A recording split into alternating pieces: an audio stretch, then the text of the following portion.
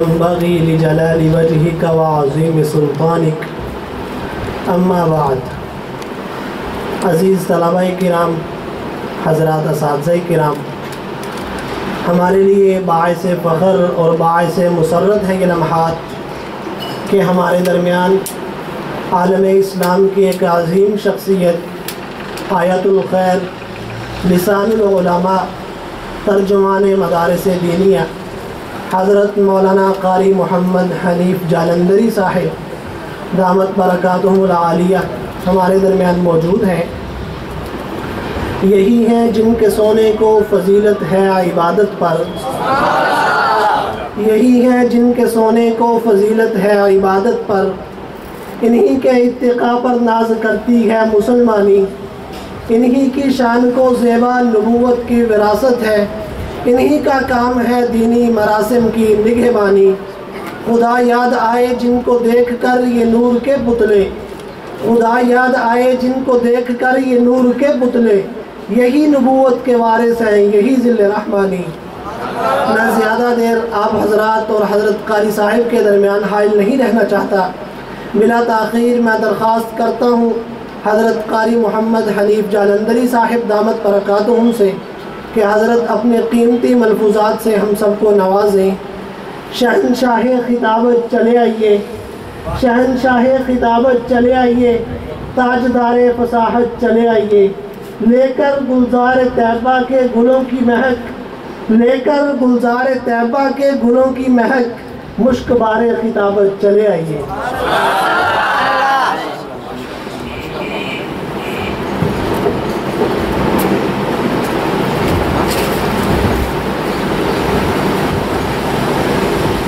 الحمدللہ وحدہ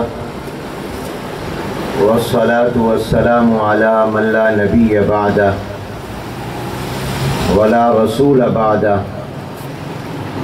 ولا معصوم بعدہ ولا امت بعد امتی ولا کتاب بعد کتابی اما بعد فاعوذ باللہ من الشیطان الرجیم بسم اللہ الرحمن الرحیم۔ الرحمن علم القرآن خلق الانسان علمہ البیان۔ صدق اللہ العظیم وصدق رسولہ النبی الکریم ونحن علی ذلک لمن الشاہدین والشاکرین والحمد للہ رب العالمین۔ قابل صد احترام حضرات اساتذہ کرام، قابل احترام معلمات اور عزیز طلباء و طالبات، السلام علیکم ورحمۃ اللہ وبرکاتہ۔ آج بتاریخ 6 ستمبر سن 2020 بروز اتوار پہلی مرتبہ جامعہ سیدنا حسین بن علی رضی اللہ تعالی عنہما اور جامعہ سیدہ فاطمۃ الزہرا رضی اللہ تعالی عنہا فلور تحصیل و ضلع ٹوبہ ٹیکسنگ میں حاضری اور آپ سے ملاقات اور گفتگو کی سعادت حاصل ہو رہی ہے۔ ادارے کو دیکھ کر دلی خوشی اور مسرت ہوئی۔ یہ جنگل میں منگل ہے۔ 2003 میں یہ ادارہ قائم ہوا اور تھوڑے ہی عرصے میں غیر معمولی ترقی اس ادارے نے کی۔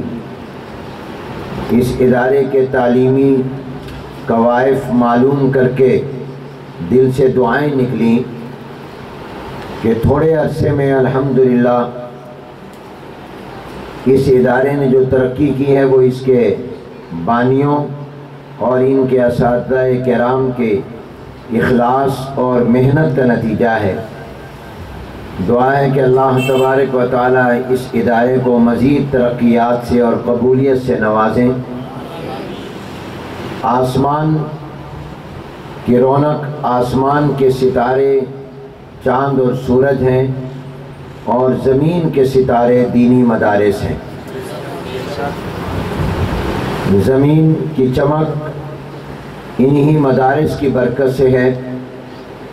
اللہ تعالیٰ کا فضل و کرم ہے کہ اسلام کی حفاظت و اشاعت، بالخصوص قرآن و سنت کے علوم کی حفاظت و اشاعت کے لیے ہمارے بزرگوں نے اور اکابر نے جو مدرسے قائم کیے، وہ مدرسے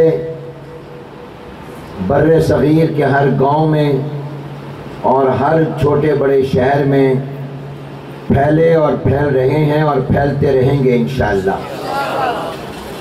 دارالعلوم دیوبند بھی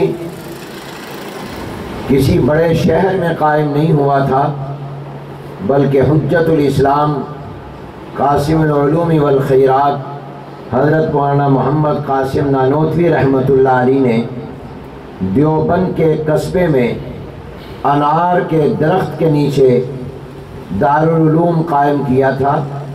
کوئی عمارت نہیں تھی، بس استاد، شاگرد اور کتاب، یہ تین چیزیں تھیں۔ اللہ نے اس کو دارالعلوم دیوبند بنا دیا۔ دین کا مدرسہ عمارتوں کا محتاج نہیں ہوتا، دین کا مدرسہ بلڈنگوں کا محتاج نہیں ہوتا، دین کا مدرسہ زمینوں جگہوں کا محتاج نہیں ہوتا۔ دین کا مدرسہ نام ہے استاد کا، شاگرد کا اور کتاب کا۔ اور صرف دارالعلوم دیوبند نہیں، بلکہ آپ اس سے پیچھے ماضی میں جائیں تو ہمارے ان تمام مدرسوں کا سلسلہ ملتا ہے مدینہ منورہ مسجد نبوی کے صفہ چبوترے پر قائم ہونے والے نبوی مدرسے سے، اور وہ بھی ایک چبوترے پر تھا، کوئی کمرہ بھی نہیں تھا، کوئی چھت بھی نہیں، کوئی عمارت بھی نہیں تھی۔ جناب نبی کریم صلی اللہ علیہ وسلم استاد تھے، صحابہ شاگرد تھے، اور قرآن کریم نصاب اور کتاب تھا۔ اس سے ہمارا یہ سلسلہ شروع ہوا اور آج تک چلا آ رہا ہے۔ آپ عزیز طلباء اور طالبات خوش نصیب ہیں کہ آپ کو اس طرح کا ماحول جو بڑا پرسکون اور خوشگوار ہے وہ ملا، جس کو آپ شہر بھی کہہ سکتے ہیں اور گاؤں اور دیہات بھی کہہ سکتے ہیں۔ اس لیے جو طالب علم پڑھنا چاہے، حافظ، قاری اور عالم بننا چاہے، اور جو بیٹیاں حافظہ، عالمہ اور فاضلہ بننا چاہیں، ان کے لیے یہ بہترین مدرسہ اور بہترین ماحول ہے۔ یہ گاؤں بھی ہے اور شہر بھی ہے۔ اس لیے آپ طلباء اور طالبات اللہ کی اس نعمت کا شکر ادا کریں اور محنت سے پڑھیں اور دل لگا کر پڑھیں اور شوق سے پڑھیں۔ اور میں صرف ایک ہی بات آپ سے کہتا ہوں، جو اکثر میں طلباء سے کہا کرتا ہوں، کہ مدرسہ بمنزل ماں کے ہوتا ہے اور اساتذہ بمنزل والد کے ہوتے ہیں، اور جو کتابیں قرآن اور حدیث آپ پڑھ رہے ہیں یہ بمنزل خوراک کے ہیں۔ لہذا اس علم کو اپنی خوراک بناؤ، اپنے جسم کی خوراک بھی بناؤ، اپنی روح کی خوراک بھی بناؤ، اور ان اساتذہ کرام کو اپنا والد سمجھو۔ ایک آپ کا والد وہ ہے جو سبب کے طور پر آپ کو عالم ارواح سے عالم دنیا میں لایا۔ ہم دنیا میں آنے سے پہلے عالم ارواح میں تھے، وہاں ہم سب کی روحیں تھیں۔ گویا ہمارے والدین ذریعہ بنے اوپر سے ہمارے نیچے آنے کا، اور یہ استاد وہ والد ہیں جو آپ کو قرآن و حدیث کا علم دیں گے، آپ عمل کریں گے تو دوبارہ یہ آپ کو فرش سے اٹھا کر جنت میں اور عرش کے پاس پہنچا دیں گے۔ ایک ماں باپ وہ ہیں جو اوپر سے نیچے آنے کا سبب بنے، اور ایک یہ ماں باپ ہیں جو نیچے سے اوپر جانے کا سبب بنے۔ وہ عرش سے فرش پر لائے، یہ بھی ضرورت تھی، اور یہ دوبارہ فرش سے اٹھا کر عرش پر لے جائیں گے۔ وہ تب جب آپ اس کے علم کو حاصل کریں گے۔ تو یہ کتاب اور یہ قرآن یہ آپ کی خوراک ہے۔ جس طرح جب تک آپ کھائیں اور پیے نہیں، آپ سکون نہیں آتا جب تک کہ سبق یاد نہ ہو، منزل یاد نہ ہو، سبقی یاد نہ ہو، کتاب یاد نہ ہو، تکرار اور مطالعہ نہ ہو، آپ کو سکون اور چین نہیں آنا چاہیے۔ اس کو اپنی غذا بناؤ، اس کو اپنی خوراک سمجھو کہ یہ میری خوراک ہے، یہ میری غذا ہے۔ آپ یہ مت دیکھیں کہ مجھے روٹی کیسی مل رہی ہے، روٹی ملی کہ نہیں ملی، یہ دیکھیں کہ مجھے سبق کیسا مل رہا ہے۔ روٹی تو آپ کو اس سے اچھی اپنے گھر میں مل جاتی اور ملتی ہے، آپ مدرسے میں آئے گئے کون سی خوراک اور غذا کے لیے؟ علم کی خوراک کے لیے، علم کی غذا کے لیے۔ تو لہذا اپنی کتاب کو یاد کرو، سبق کو یاد کرو، محنت کرو، اور پھر مدرسے کو اپنی ماں سمجھو۔ مدرسہ ماں کی جگہ، استاد والد کی جگہ، اور کتاب یہ آپ کی خوراک۔ جب آپ کی یہ ماں ہے مدرسہ، تو آپ کو معلوم ہے کہ ماں کے پیٹ میں اگر کوئی نابینا ہو تو باہر آنے کے بعد اور پیدا ہونے کے بعد بھی وہ ہمیشہ نابینا رہتا ہے۔ کوئی اگر بہرا ہو ماں کے پیٹ میں تو پیدا ہونے کے بعد بھی بہرا رہے گا۔ کوئی گنگا ہے گنگا رہے گا، یعنی ماں کے پیٹ میں اگر اس کے جسم میں کوئی عیب پیدا ہو گیا تو وہ عیب پھر کبھی ختم نہیں ہوگا، وہ پوری زندگی عیب رہے گا۔ اسی طرح میرے عزیز طلبہ اور طالبات یاد رکھو، جب مدرسہ بمنزل ماں کے ہے، اگر آپ کے اندر علم کے اعتبار سے، عمل کے اعتبار سے، اخلاق کے اعتبار سے کوئی عیب اور کمی رہ گئی تو پھر مدرسے سے فارغ ہونے کے بعد وہ کبھی عیب ختم نہیں ہوگا، وہ ساری زندگی عیب موجود رہے گی۔ اس لیے آپ کوشش کریں کہ صحت مند، تندرست، توانا، مضبوط بن کر جائیں۔ آپ کا علم گہرا ہو۔ عالم ربانی کس کو کہتے ہیں؟ عالم ربانی اس کو کہتے ہیں جس کا علم مضبوط بھی ہو، جس کا علم گہرا بھی ہو، اور جس کا علم قوی بھی ہو، اور جس کا علم صحیح بھی ہو۔ اس لحاظ سے آپ نے میرے جد امجد حضرت مولانا خیر محمد صاحب رحمۃ اللہ علیہ نے جو بخاری شریف کی عربی میں شرح لکھی، جو عنقریب چھپ رہی ہے، تو اس کے شروع میں یہ دعا لکھی۔ ایک دعا یہ لکھی، اللہم انفعنا بما علمتنا وعلمنا ما ینفعنا، اے اللہ ہمیں اپنے علم سے فائدہ اٹھانے والا بنا، اور وہ چیز ہمیں عطا کر، وہ علم عطا کر جو فائدے والا ہو۔ اور آگے دعا کی، اللہم احینا صالحین ربانیین کما احییت الصحابہ والتابعین، اے اللہ ہمیں اس طرح نیک اور ربانی بنا جیسے آپ نے صحابہ اور تابعین کو نیک اور ربانی بنایا۔ عالم ربانی بنو، عالم ربانی جس کا علم مضبوط ہو، جس کا علم قوی ہو، جس کا علم گہرا ہو، جس کا علم صحیح ہو، جس کا علم مستند ہو۔ تو آپ عزیز طلبہ مادر علمی میں کوشش کریں کہ آپ کے علم میں، آپ کے عمل میں، آپ کے اخلاق میں کوئی کمی نہ رہے، کیونکہ اگر کوئی کمی رہی تو وہ ساری زندگی رہے گی۔ جس طالب علم کی صرف و نحو زمانہ طالب علمی میں کمزور ہوئی اور عربی عبارت صحیح پڑھنا نہ آئی کہ یہاں زبر ہے یا زیر ہے، وہ ساری زندگی عربی عبارت صحیح نہیں پڑھ سکے گا۔ عربی عبارت سمجھ نہیں سکتا تو ساری زندگی نہیں سمجھ سکے گا۔ اور اگر طالب علمی کے زمانے میں صرف و نحو محنت سے پڑھی، اس کا اجرا کیا اور عربی زبان صحیح طرح سمجھی اور مطلب سمجھ میں آنے لگ گیا، تو انشاءاللہ کل آپ کے سامنے جو بھی کتاب عربی کی آئے گی آپ اس کو صحیح پڑھ بھی لیں گے اور سمجھ بھی لیں گے۔ اس لیے آپ نے کوشش کرنی ہے کہ آپ میں کوئی عیب نہ رہے۔ اور میری بیٹیاں جو سن رہی ہیں اور آپ بھی، وہ اکثر بچیاں رٹا لگاتی ہیں۔ رٹا ہمارے پاس وفاق میں پرچے آتے ہیں تو کئی مرتبہ ایسا ہوتا ہے کہ ایک کلاس کی بچیوں کا سارے جوابی کاپیاں جو انہوں نے سوال حل کیے ہوتے ہیں، ایک ہی مضمون، ایک ہی عبارت ہوتی ہے۔ بھئی یہ کیا نقل ماری ہے؟ تو پتہ چلتا ہے نقل نہیں لگائی بلکہ رٹا لگایا ہوا ہے۔ جب رٹا لگایا ہوا ہے تو میں نے جیسے رٹا لگایا آپ نے بھی ویسے لگایا، آپ نے بھی ویسا لگایا، ویسے اسی طرح لکھیں گے۔ تو رٹے سے آدمی کو سمجھ نہیں آتا، تو یاد رکھو آپ نے سمجھ کر پڑھنا ہے، صرف رٹا نہیں لگانا، سمجھ کر پڑھنا ہے۔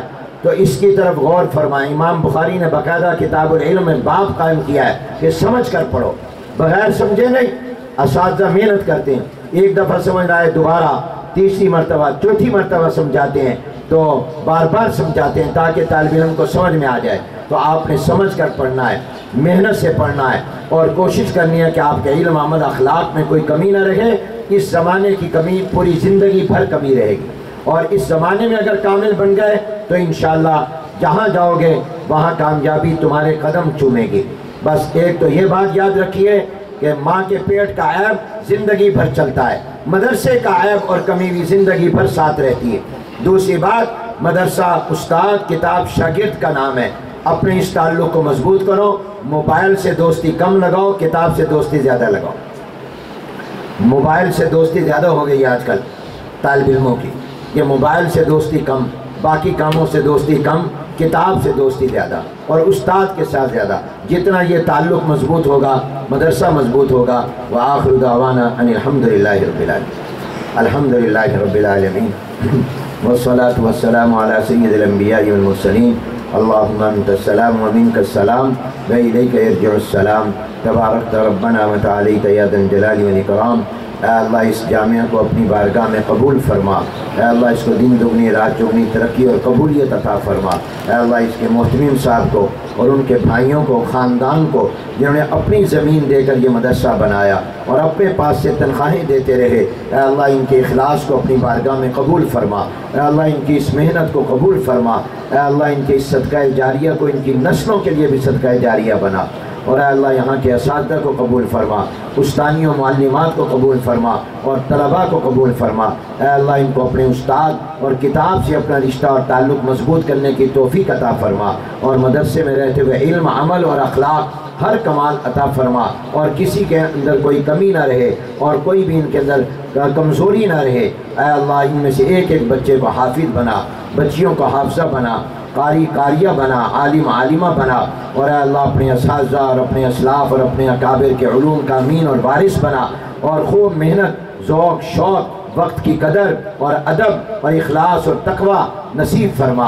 اے اللہ اس مدرسے کو پورے علاقے میں قرآن و سنت کی روشنی اور نور کے پھیلنے کا ذریعہ بنا۔ اے اللہ اس کی تمام ضرورتوں کو غیب کے خزانوں سے پورا فرما۔ ربنا تقبل منا انک انت السمیع العلیم وتب علینا انک انت التواب الرحیم، وصلی اللہ تعالی علی خیر خلقہ محمد وعلی آلہ وصحبہ اجمعین برحمتک۔